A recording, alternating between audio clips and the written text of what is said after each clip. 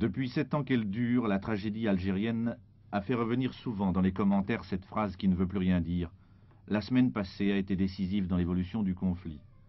C'est la nécessité d'en finir qui a dicté ces mots, beaucoup plus que la netteté des événements.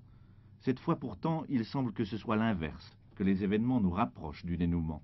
Mardi à Tunis, le chef du GPRA propose un raccourci pour accéder à l'indépendance. Vendredi, M. Jox répond que la France s'en tient à l'autodétermination. Demain lundi, Benkhedda reprend le micro, tandis que mercredi 1er novembre, l'Algérie musulmane célébrera 7 années de révolution. Cela fera encore des morts qui accéléreront eux aussi le processus de liquidation. Les temps sont proches.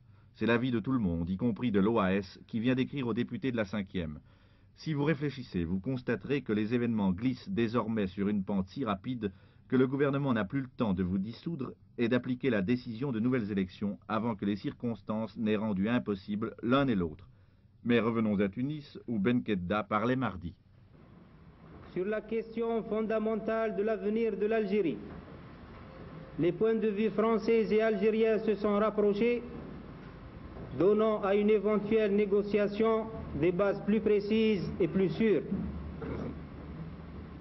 C'est dans ce contexte qu'on peut s'interroger si la procédure d'autodétermination n'est pas dépassée et s'il n'existe pas un chemin nouveau, plus court et plus aisé pour parvenir à la cessation des hostilités.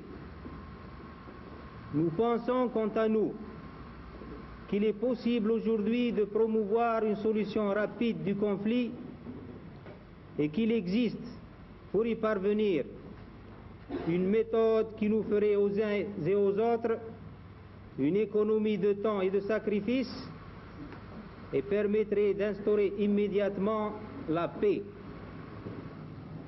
Cette méthode consisterait à engager des négociations en vue de rechercher un accord sur le principe, les modalités et la date de la proclamation de l'indépendance, ainsi que sur la conclusion d'un cessez-le-feu.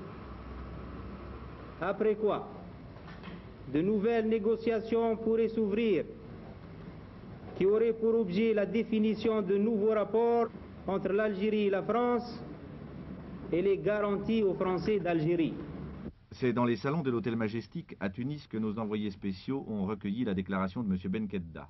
3 jours après, la France a précisé qu'elle tient fermement à sa méthode qui consiste à laisser les Algériens déterminer eux-mêmes leur avenir. Alors, y a-t-il incompatibilité entre les deux thèses? Maître Boumengel, dont le nom revient chaque fois que les vents tournent à la négociation, montre que 2 points de vue sont en présence auxquels le FLN se rallie d'avance. L'autodétermination, c'est la voie lente. L'autre, plus rapide, se fonde sur des précédents. Il y a là une procédure qui n'a rien de sensationnel ni de nouvelle, puisqu'elle a été appliquée à plusieurs pays d'Afrique noire et qu'elle a été réclamée et accordée à des leaders de l'Afrique noire.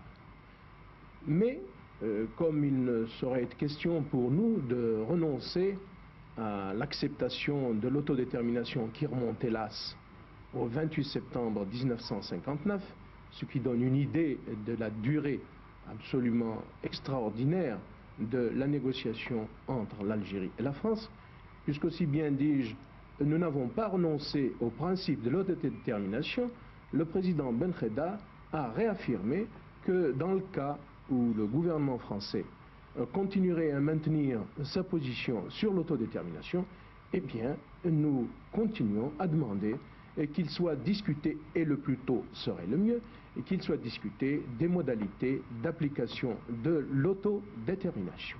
Voilà, je crois, où en est la situation. À vrai dire, le choix doit être effectué par le gouvernement français et par le général de Gaulle, et en ce qui me concerne, je terminerai en exprimant un souhait, c'est que ce choix du gouvernement français, une fois opéré, on se rencontre pour en discuter et pour éventuellement le négocier.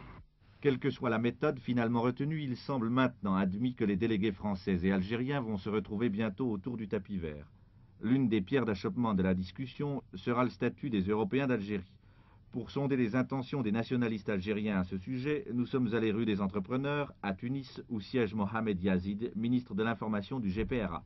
Nous lui avons demandé de définir sa position.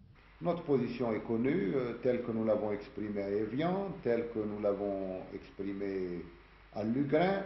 C'est une position démocratique, nous pourrons même dire généreuse. Et un démocrate se doit d'avoir des positions généreuses lorsqu'il s'agit de problèmes humains tels que ceux qui sont posés par les Européens d'Algérie. C'est dans la mesure où les Européens d'Algérie accepteront la cohabitation avec le peuple algérien, soit comme des citoyens algériens, soit comme des étrangers auxquels seront garantis les droits reconnus à tous les étrangers dans des pays civilisés. C'est dans cette, et le choix leur appartient à eux, je veux dire le choix entre la citoyenneté ou le statut d'étranger. C'est dans la mesure où les Européens d'Algérie comprendront que cette politique est dans leur propre intérêt tout d'abord, qu'un pas en avant dans le sens de la solution du problème des Européens d'Algérie sera fait. Mercredi prochain, obéissant à des consignes que vous lui avez données, le peuple algérien est appelé à manifester. Ne pensez-vous pas que ces manifestations élargiront encore le fossé entre les deux communautés? Notre guerre n'est pas dirigée contre les Européens d'Algérie, elle est dirigée contre le colonialisme français et contre ceux qui le représentent et qui représentent ses intérêts au sein des Européens d'Algérie. Mais ce qui est à craindre, c'est que devant les excès de l'OAS, auxquels beaucoup d'Européens d'Algérie apportent leur soutien, il y ait des réactions de la part des masses algériennes.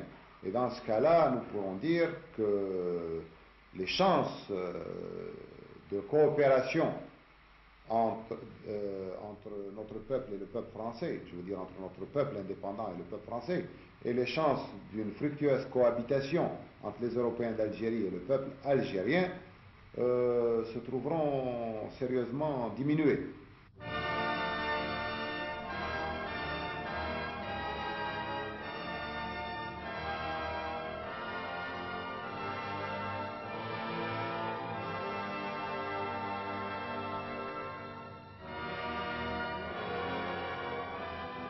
Il est impossible d'évoquer les phases diplomatiques du conflit algérien, et à plus forte raison lorsqu'elles paraissent être les dernières, sans montrer ce qu'elles dissimulent de drames humains, de sang et de larmes.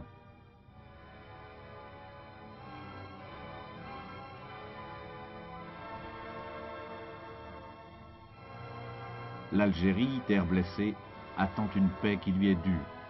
Elle n'a déjà que trop tardé à venir.